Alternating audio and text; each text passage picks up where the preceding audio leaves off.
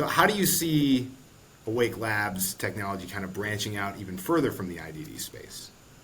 I mean, it's a good question, and it's definitely something that we've talked about. Like, I think we use the term now cognitive disabilities instead of just the IDD space. So we're kind of including brain injury and dementia care in that collective pot as well, or whatever term.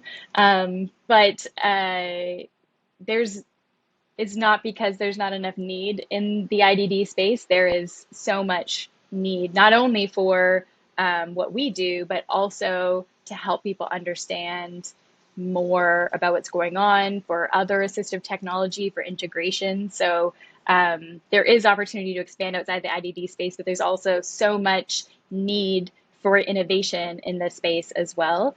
Um, but yeah, I mean that for a lot of people who have anxiety, it can be a really big barrier to interacting with other people or going out or again learning or building relationships.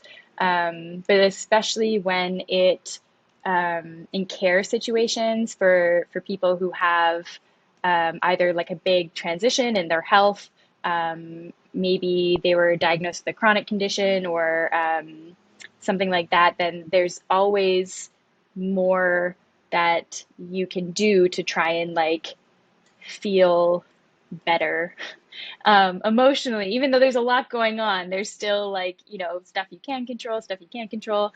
So I think that there's a lot of opportunity both in the IDD space and outside of it. And then we've also had some conversations with folks in the child welfare system or space, both child and adult welfare, about reuniting families, about giving more tools for kind of management of those emotions to help people be able to come back together. And then also like our caregivers, there's a caregiver shortage, but also our caregivers are like very, very burnt out.